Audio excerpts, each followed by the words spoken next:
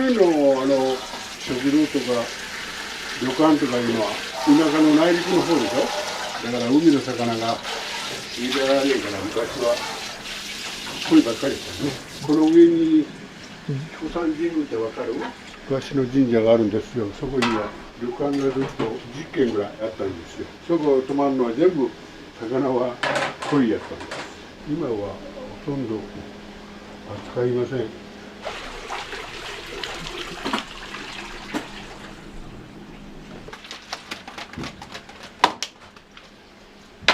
どうしていただくか分かる？どうしてかなと思って。そう思うだろう。もうちょい怪我する。この人たち力強いきね。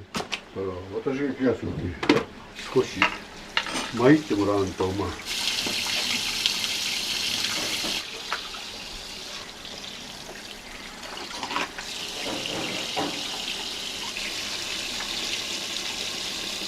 すごいやろ、マコ。こちらは刺身用ですか？れはですね、卵いっぱいじゃないですか。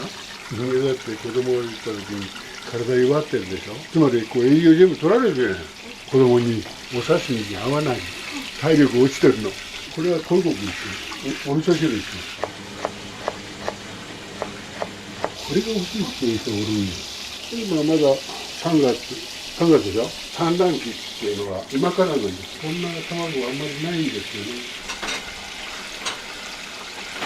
ね。もう来てくれるお客さんで店が成り立って思うんですから、意外とお客さんのご要望に応えて何十年もやってきました。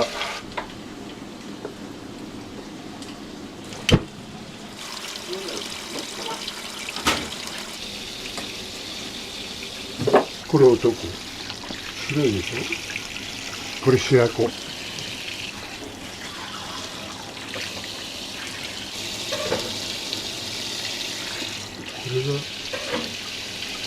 れが苦いけどいいんだよ。苦いから。富山のすり売りなんか昔はついであったんじゃない？この反応ってこれを干してさ、水すりでそんなんあったよね。これをもう次まで言うからもうあとダメな。苦いから人間もね最後にお亡くなりになる時はね胆のがあれば嫌いな。これ見たらね人も同じやな。だからこの人たちは自然に例えば池の中で死んでいくやない。潰れてるんよ。しょうもないこと言うたね。料理屋の話じゃないね。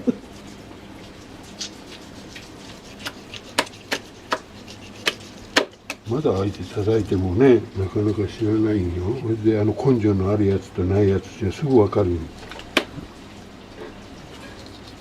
こうヤマメが泳いでるでしょ。あれもなかなかこやっとしたやつと鋭いやつ違ってねつくじゃないですか。あれが最後まで生き残るやつがおるんよ。人間でも一緒やろ。逃げ足の速いやつやらおるやねん。うちの料理にこう4種類あるから適したものを救おうとするわけや。俺の意に反して最後まで逃げるやつがおるやつ。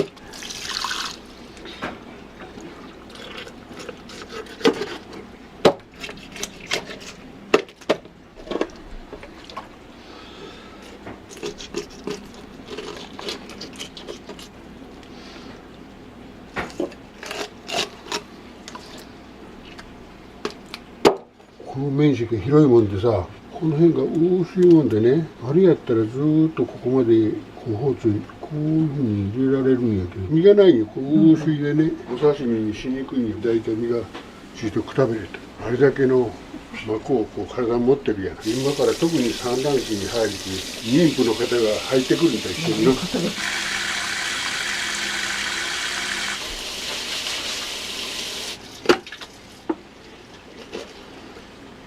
薄いやろ、もうね。これはもうお味噌汁。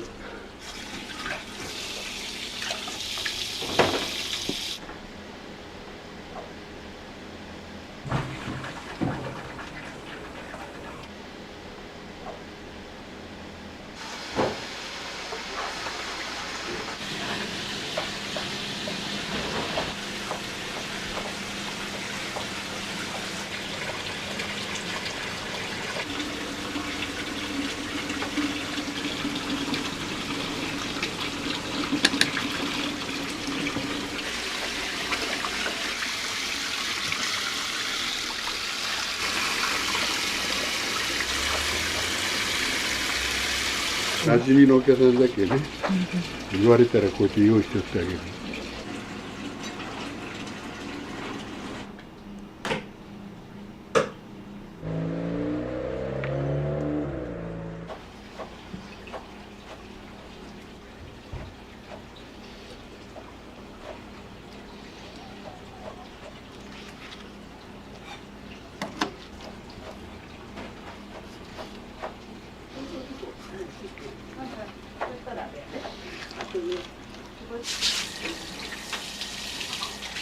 この鯉を作って、今九州で一軒しかない。また鯉とヤマメは作ると違うんだよ。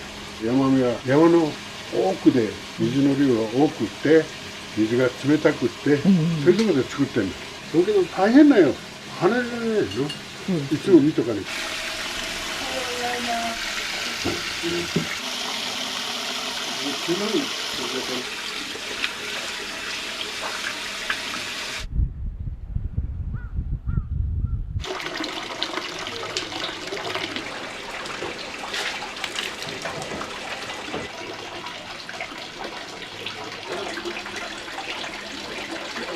これが止まったらみんな死んでしまうよ。山の中の話です。地下がちょっと引っ掛けて水が入らなくなる。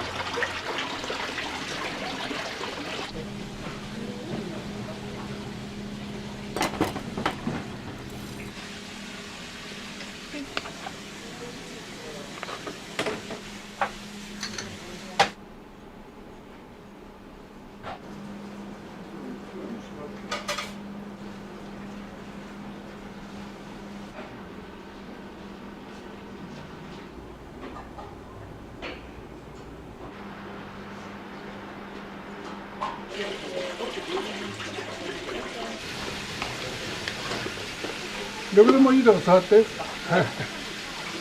まず竹からが一つね。はい。4人さんね。10時半ぐらい。竹から。で、で竹。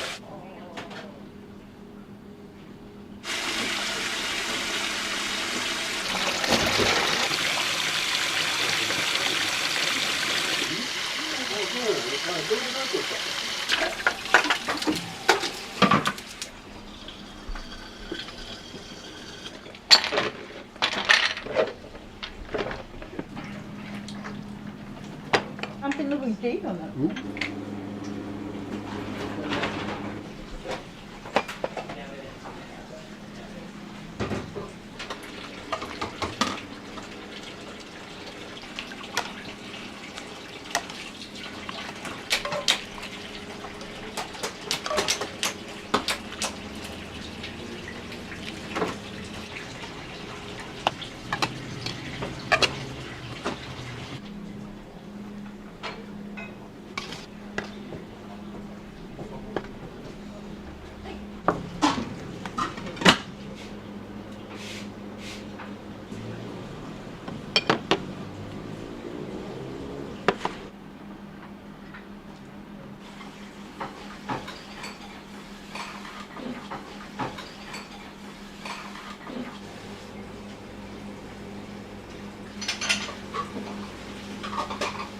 この味噌汁を食べに小倉からわざわざ来てます。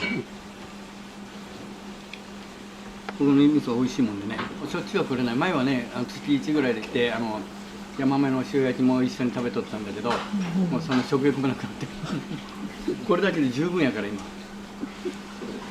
美味しいです。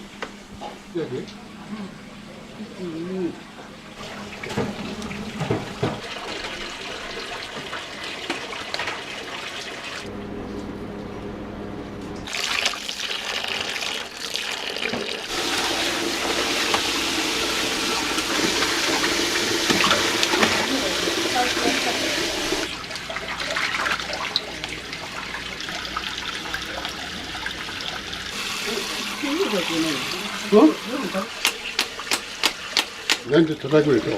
水終わったら暴れるやない。これ身が柔らかいからね、弾けるの。暴れたら困るんよ。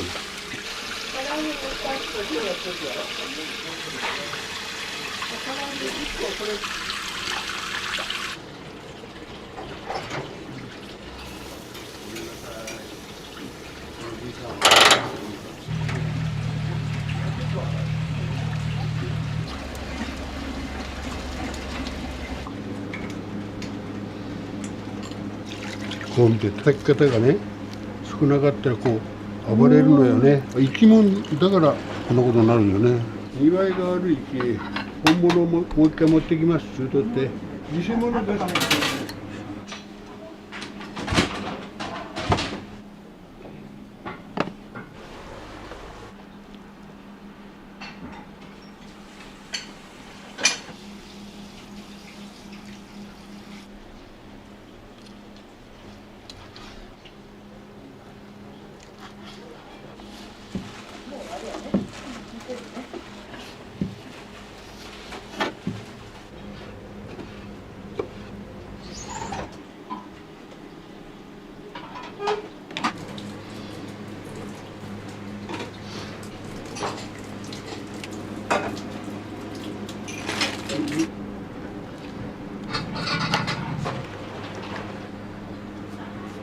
美味しそうやろ。な、見ただけでも美味しそうやろ。はい、これ松にしてったな。はい。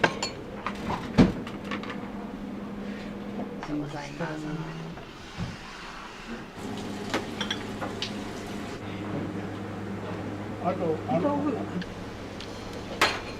8番刺身と塩焼きっていうのがあるね、単品が。これは松か。松のか。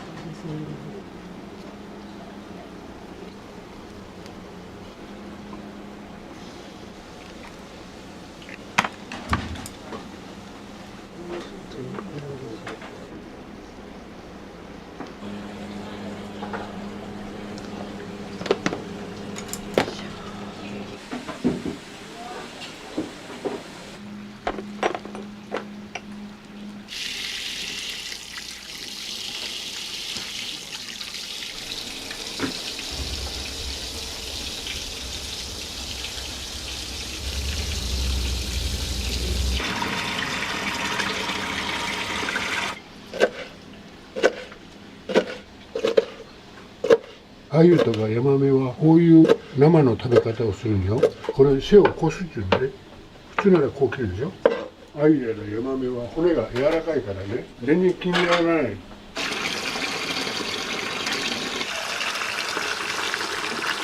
骨を味わうの。骨が美味しいの。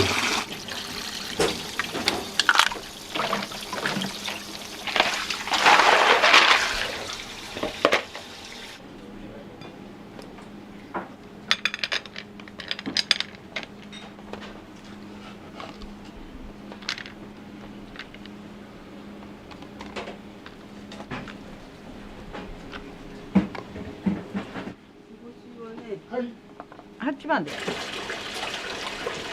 これが片付いたらノルマ達成です。これ3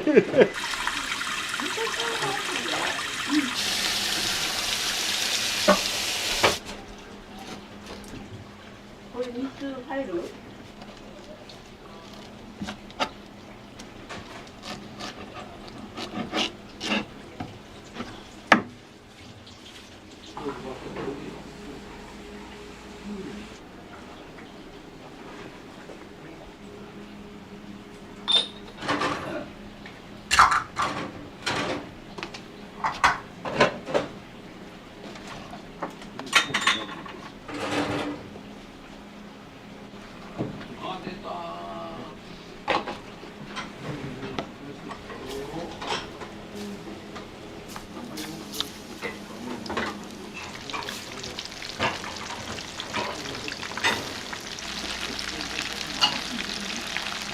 柚子胡椒って作ってるんですか、ここ。そうです。1年分作ります。うちのところの柚子胡椒は結構評判がいい。1年間で14本ぐらい作ります。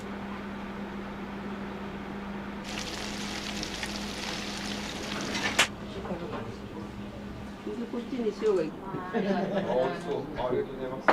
奥さんに。あなたも洗い一つはもうあげたわけね。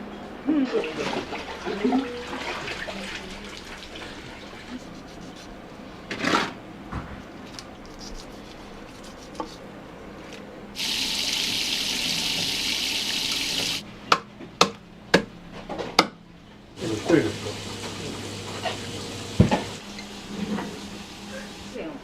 どうもありがとうございました。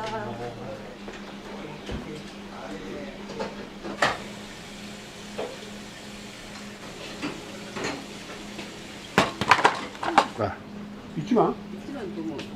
ありがとうございます。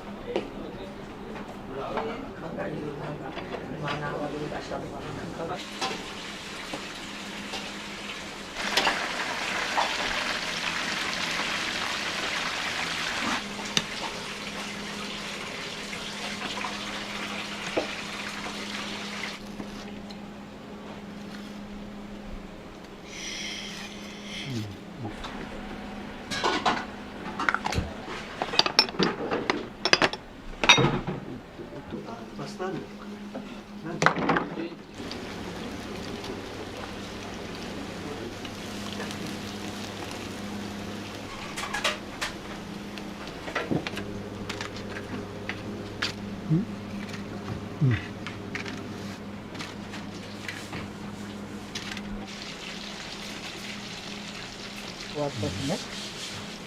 やっぱりね。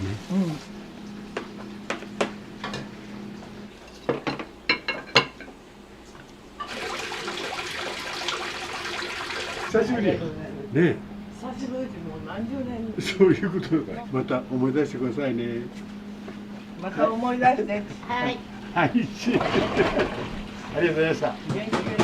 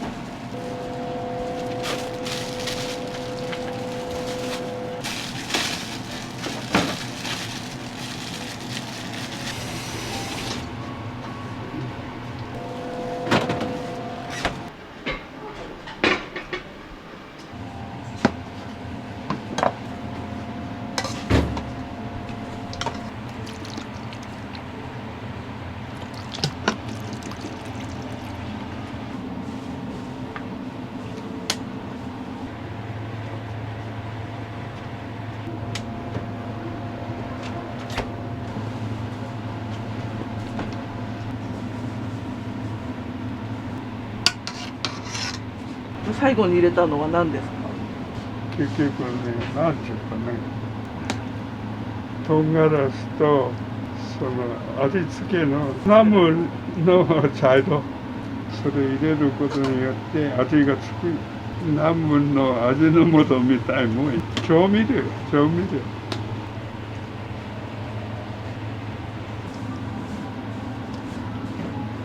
今何歳なんですか？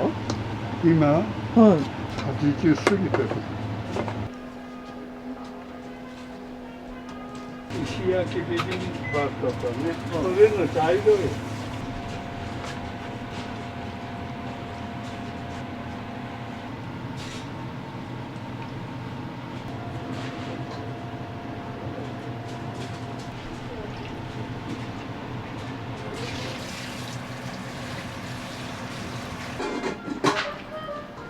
2016年頃、優位線内かんことになって、同じ商売しよったんよ。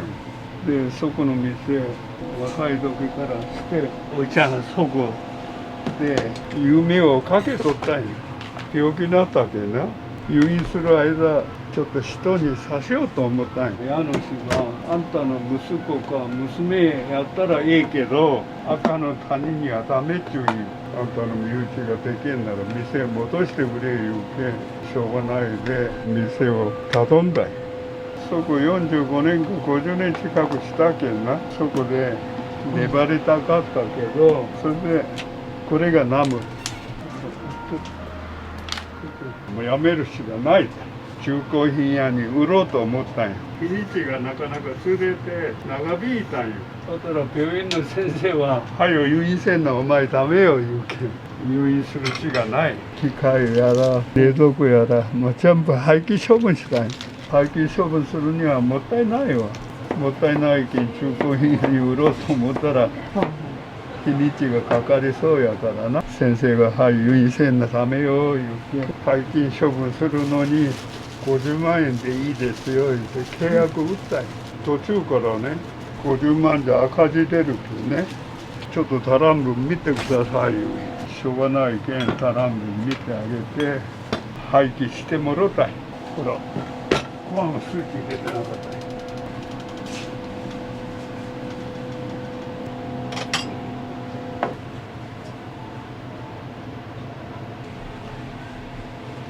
料理作ったらあげるエレベーター、それを100万ぐらいかけてつけとった。家主はそれものけてくれ言うけんね、エレベーターものけて、まだそれも金取られて生きる元気がなかったん。それでいい医者に巡り会えてな、手術成功した言うて、手術成功した言うて看護婦さんが「おいちゃん喜ばそうと思って復帰できるよ」言うん。もうあんまり聞きたくなかった。45年か50年近くした店を廃棄したけんな、生きる元気もないと。看護婦さんは私はしょぼっとしとるもんやけん勇気つけるために言うてくれたやろと思うよ。頑張りなさい言うて聞きたくないよ。もう商売する意思もない。この看護婦さんは1週間に1回来るんよ。手術した後の消毒し離職用も来てまた同じこと言うんよ。もう復帰できるよ、健康になるばっかりやき、まあ勇気つけてくれる。この姉ちゃんまだ始まったな、聞きたくないって。おいちゃんもうする意思もないけん、次の3週目向けてまだ同じこと言う。簡単に復帰できるよ言うなら誰がする人もおるんか言うたら、もうなんぼでもおりますよって。手術成功して復帰した人が何ぼでもおりますよ言うて勇気つけてくれる。商売万が一したらあんた食べ来るんか言うて、食べ来ます。約束できるんか言うて、できます。口の約束じゃもう言うた言うてない言うたら何も証拠残らんけ、なんか証拠残る方法を考えようや。2人でついて考えよう。私が昔映画見よったら子供たちがかくれんぼかなんかしよって指切り券売とかしよった。それを思い出して「あんた指切り券売でもできるんかい?」「できます」ほんなら指切り券売しよう。おいちゃん年やし見習いの看護婦さんみたいや。それはあくまでも二人きり秘密にしようや。お互い秘密を守るや。それで書いた。今度4週目も姉ちゃん来るけん、ベッドに寝たままじっとおったら悪いと思って来る時間分かっとるけん早起きてちょっと歩いたりトリコしよって待っとって、そしたらこんの何分待ってもこんの指切り券売がバレて病院の枝方さんからクビになったか他移転させられたか何かあったな、悪いことしたな、反省しよった。本人が来たらもしあれはなかったことにしようや、お互い約束も守らんでいいけん言いたがってそれきり会うてない。はい、いらっしゃい。はい。ああ、いいよ。へじゅせ。ほら、あ、けけかむて。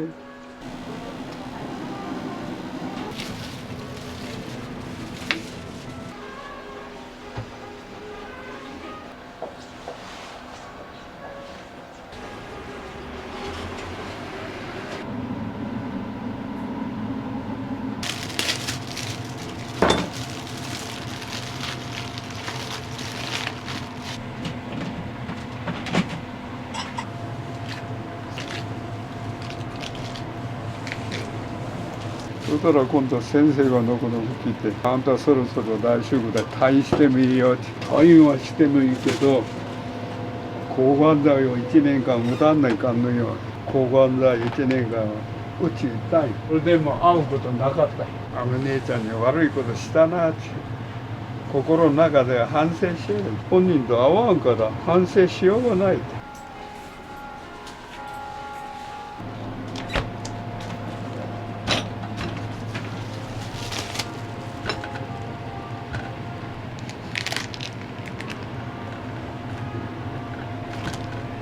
定食の肉はカルビかロースか混ぜる。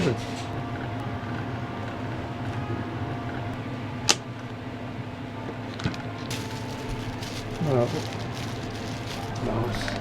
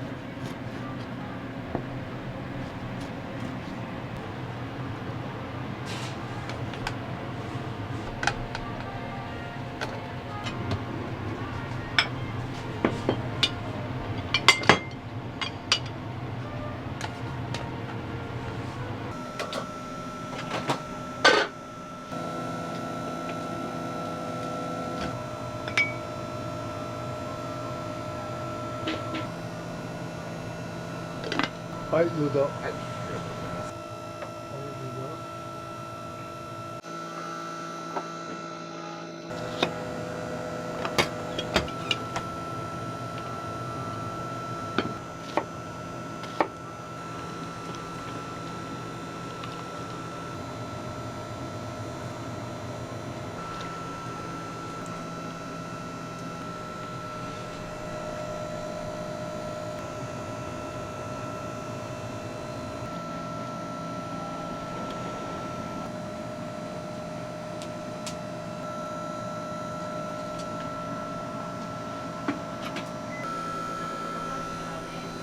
はい、どうぞ。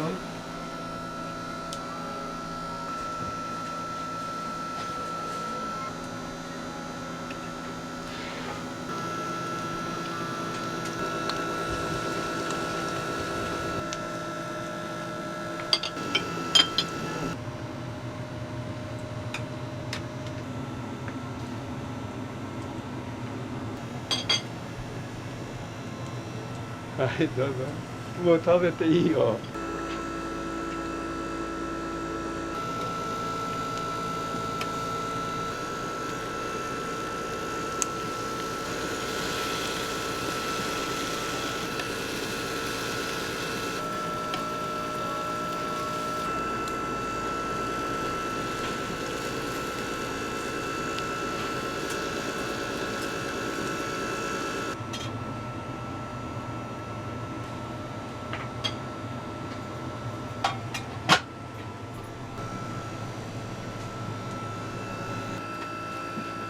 お味はどうですか？すごく美味しいです。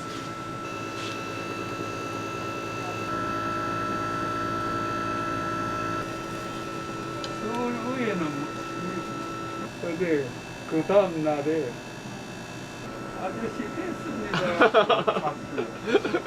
우리나라도 선진국이다. 아.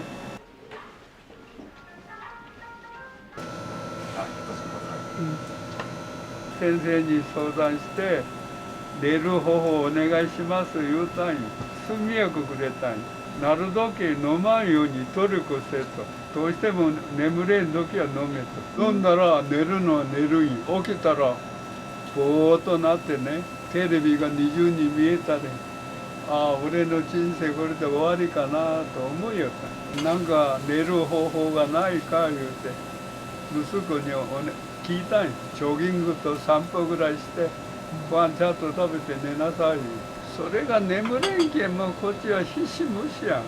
その時に前の店閉める時にこれ1台だけ家に持っていっとったんよ。親戚でもなんか集まったら焼肉パーティーでもしようかな思って向こうの店閉める時1台だけ家に持っていっと家の中置いとったんよ。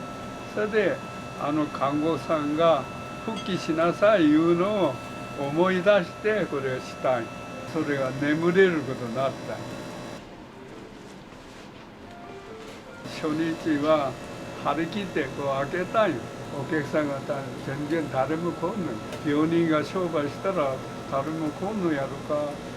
開けた以上は頑張らないかんけど、頑張って待っと。もう12時は来るやろうと思って。で12時になっても誰も来んの。困ったなと思いながら、それでも開けた以上は辛抱せんないかん。辛抱して待っとったら、6時になったらおっさんが来たわ。だけいらっしゃい言ったら、あ、ちっちゃい言うんや。何がちっちゃいんですか言うと、お前日本中探してもこんな店ないわい。けど初めての客やけ。何しますか言うたん。定食じゃ言うけ。定食しちゃったら。食べ終わったら文句は言わんでよ。まあ美味しかったわい。また来たら来るわい言うて。金払って帰ったけんね。その日はそれで片付けて家に帰った。ご飯ちょっと食べてテレビ見よったらいつの間にか寝てしもて、3時頃気がついた。ああ寝れたけん、もうおいちゃんも生き返った気分や。テレビ局を来て取材させてくれ。喜んで引き受けた。日本一ちっちゃい店や。それを言うてあげた。本当はうちの肉おいしい肉ですよ言いたかったけど、それ言わんで日本一ちっちゃい店や言うてあげた。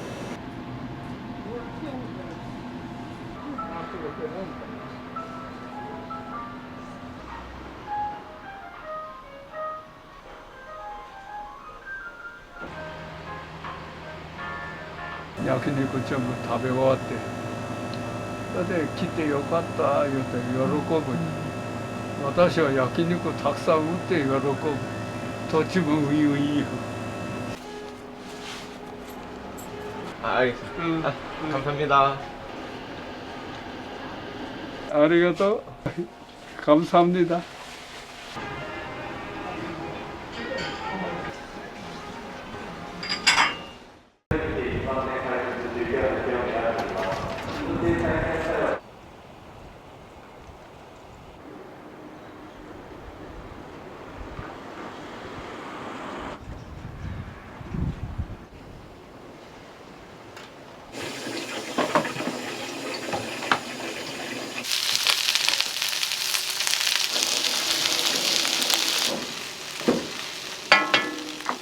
結構朝早くから仕込みされてるんですか？そうだね。この時間でやらないと間に合わない。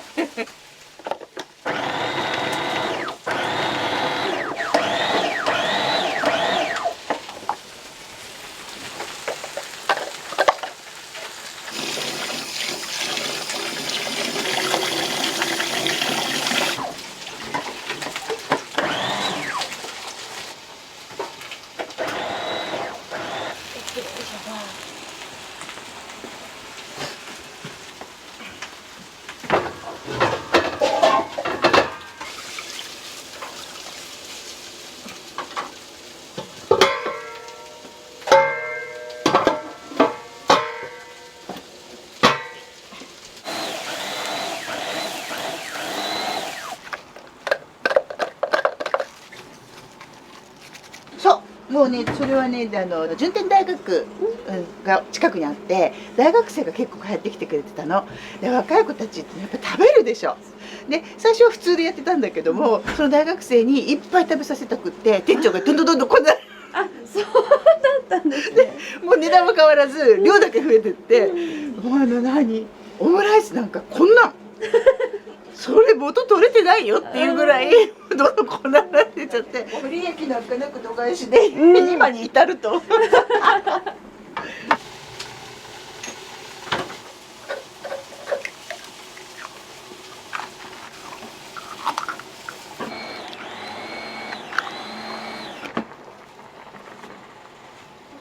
用はどこだ？塩うつぶ。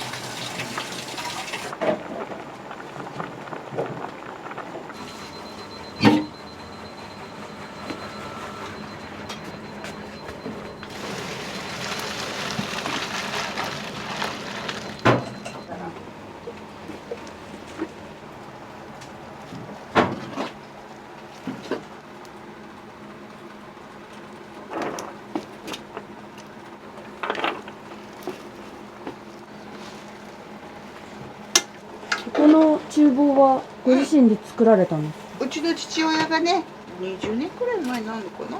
もともとねうちの両親がここでね弁当屋やってたんですよ。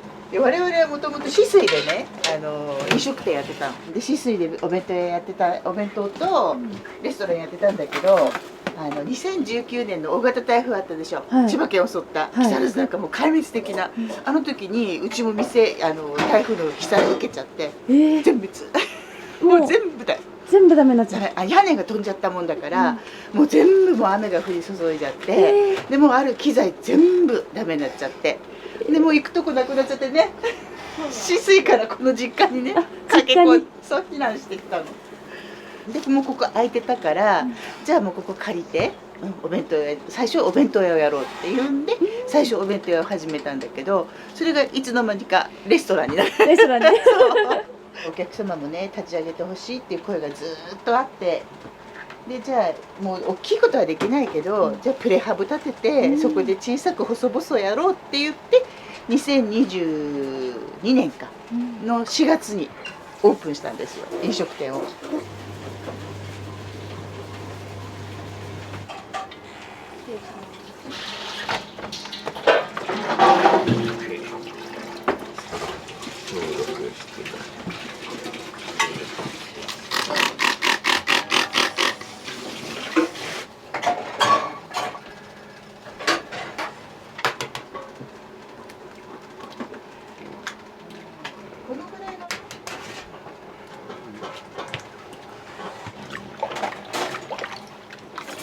店長さんここで働かれて長いんですか？長いっていうか、じゃあ音楽とかやってたんですね。もうもどきみたいなもんなんですけど、やったんですけど全然食べれなくて、それで14年前かあまりにも食べれなくて餓死寸前まで行っちゃったんですよ。でそれでもうちょっと変な話、その町で物乞いしたんですね。でそこで夜中に朝方ですよね、すごいいい匂いがしてですね、そしたら社長のやっていたハピネスっていうお弁当屋さん朝仕込みとかやってるじゃないですか。やってますね。でそこ行ったらいい匂いしたもんで、それでちょっとなんか恵んでください言っちゃったんですよね。あ、そうだったんです。ちょっともうナンセンスからちょっと足を洗ってやっていこうかなって言ったら、自分の適職だったって感じだったですよね。なんでそれ考えると思ったら13年ぐらいはやってるのかなっていう感じなんですけど、こ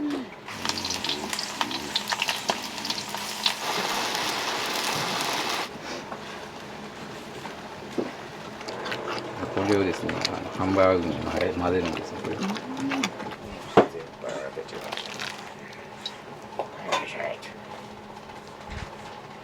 でこねます。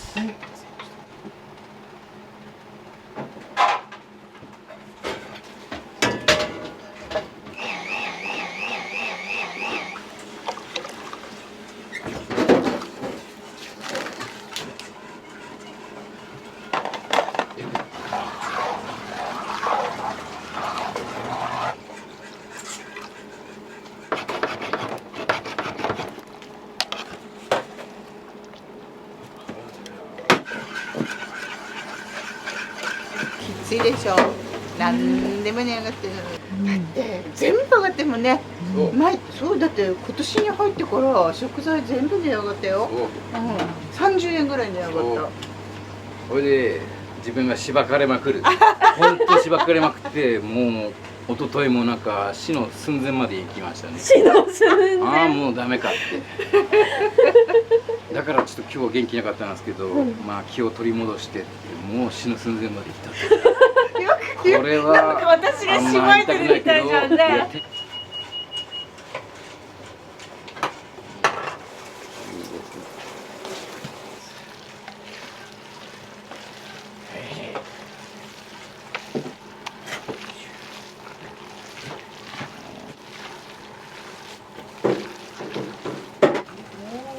ざるってなかったり知れんの。日本酒買ってくるの。こねることで何か変わりますか？柔らかさが違うんですね。柔らかさですね。ご飯噛まなくてもなんか食べれるような感じで、とにかくこねる。とにかくこねる。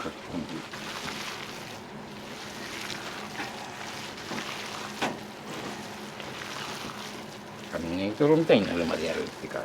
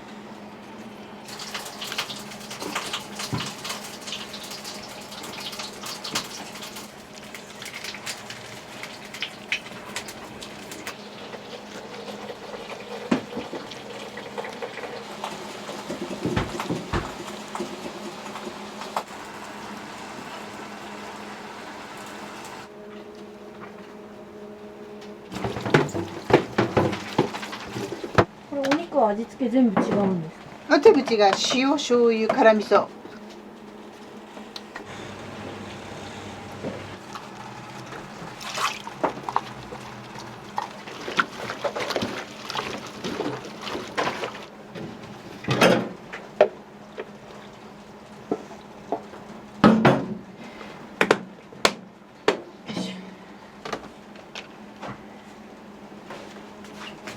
あ、リエちょうどいい。これ入れてくれる？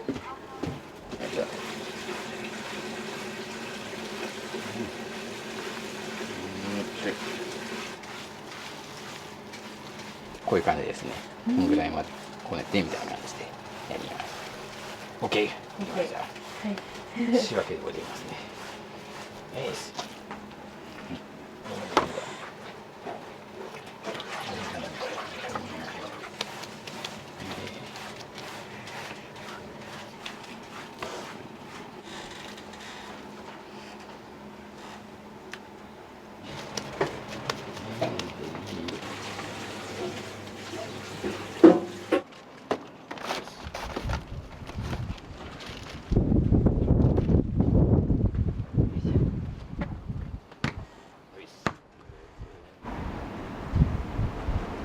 もうチュールばっかり食うこやんと。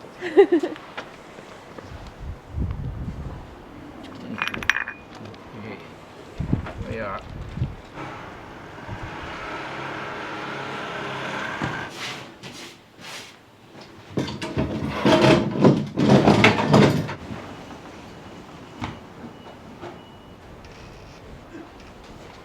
トマトソースですね。上にかかってるやつ。そうですそうです。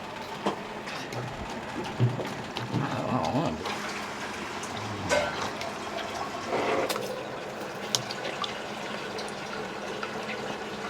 やっぱり一番人気なのはハンバーグです。になっちゃいますね。先ほど申しました菓子寸前で浅野に物をした時にくださったのがハンバーグだったんですよ。だからハンバーグになんかこだわっちゃうというか、気が済まないというか。あの時のハンバーグの味はもう絶対忘れられなくて、まあ菓子寸前ですからね。美味しいっちゃ美味しいんでしょうけども、やっぱその時の味がもう頭に記憶されてるんですね。それを再現できればなと。難しいですけどね。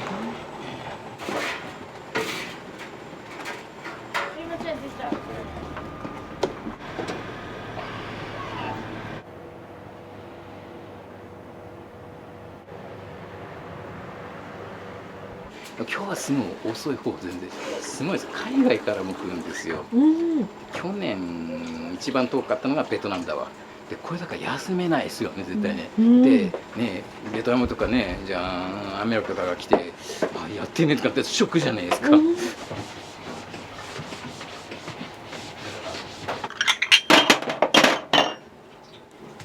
これはね切り干し大根なの。自分でね大根切って干してそれをねおしんこにした。よいしょ。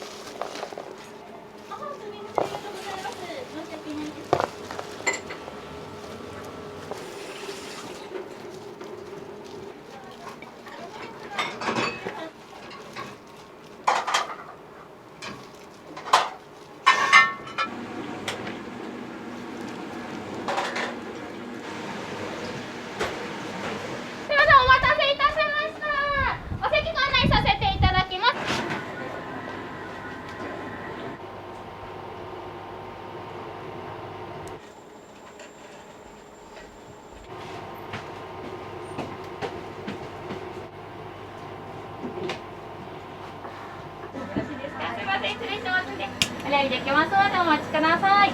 こちらご飯の量大中小で選べて、中で他のお店でいうと大盛りぐらいのご用意になります。お書き場ございますか？テーブルオーダー取ってきます。でミニチョコバナナパフェを一つでお間違いないですか？ありがとうございます。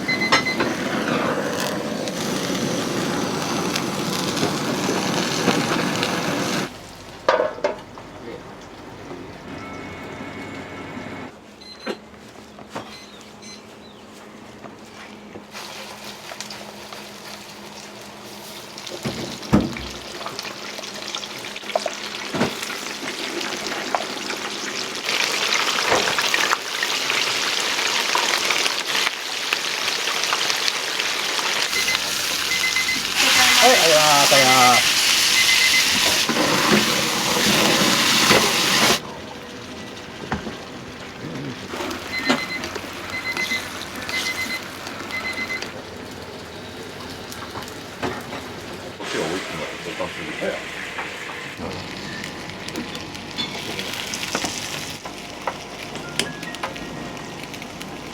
唐揚げ目玉ハンバーグ M サイズですか、皆様。はい、すいません、失礼します。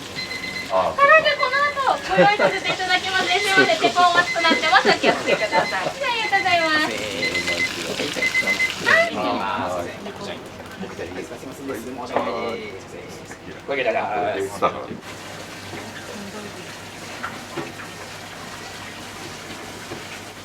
お味いかがですか？めっちゃ美味しいです。こ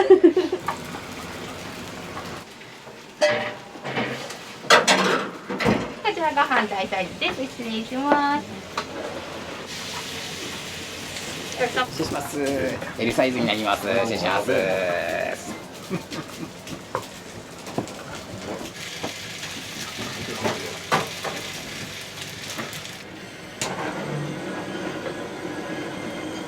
あれですね。いろいろなんかやらなきゃいけない。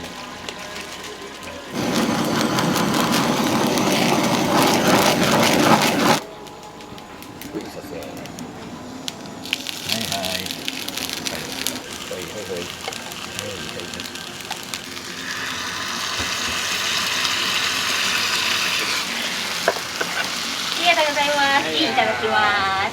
チーズハンバーグですね。すみません、お待たせしました。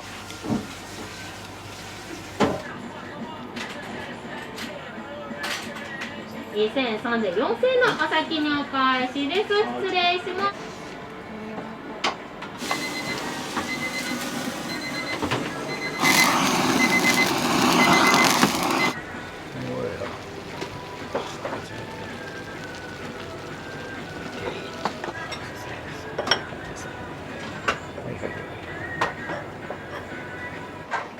すみません、まだお食事とおりますね。失礼いたします。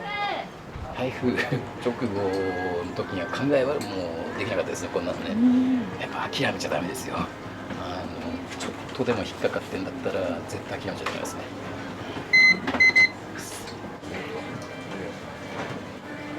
やばい。お待たせいたしました。お一つずつ。はい。チーズだけでかしこまりました。ハンバーグだけのサイズ感になりまして、また別途でご飯の量が大中小で選べるような M サイズの方ご飯の量かかしこまりました。真ん中の中サイズいきますのでお待ちください。はい、ありがとうございます。はい、失礼いたします。はい、の大きさになりますか？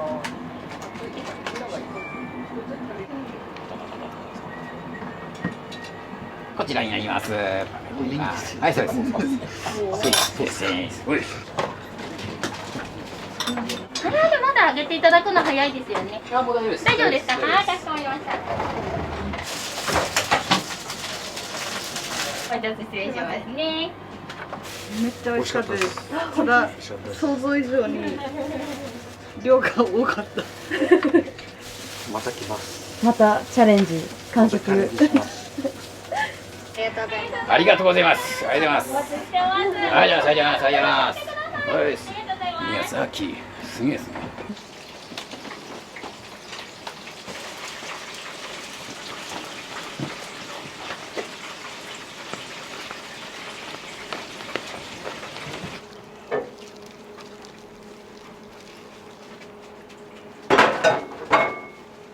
これが塩で、こっち真ん中が辛味噌で、これが醤油の辛で、これが青のりと全部4種類。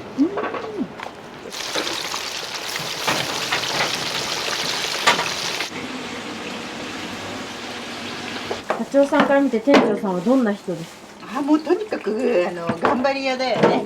もう一生懸命、何に対しても一生懸命だし、すごいもう追求しだしたら止まらない。そのハンバーグを作ることが自分の生きがい目標になったんだろうね。だからもう本当にもう一生懸命のめり込んで、一心不乱にいろんな研究してやってたね。でこだわりが強い人だから妥協一切しないのね。それでお客様が認めてくれるようになって、そうすると人間ってやっぱり誰かに認められるとすごくもっと頑張ろう、もっといいもの作ってやろうっていうこう欲とかね、なんか思い入れが入ってくるでしょ。それでね、やっぱりね、どんどん成長していったね。この食ってやっぱり作って喜んでもらえるのがもう本当にそれだけが支えだよね。飲食店ってね、利益じゃないんだよね。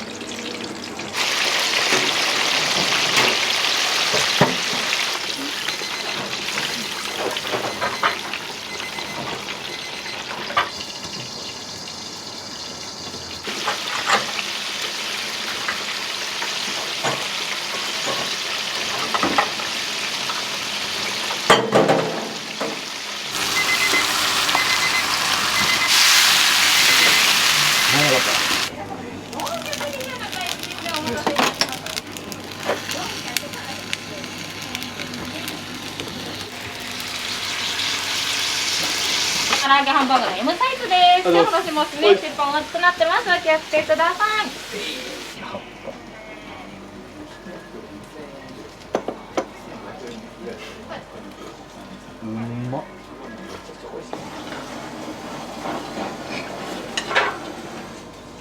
いやマジハンバーグがめちゃくちゃ結構熱くてホロホロしてて、唐揚げも結構サクサクしててめちゃくちゃ美味しかった。大きかった。僕沖縄から来てて。あ、そうなんですね。いや研修みたいな感じで住んでるんですけど。そうなんですね。全然。ごちそうさまです。美味しかったです。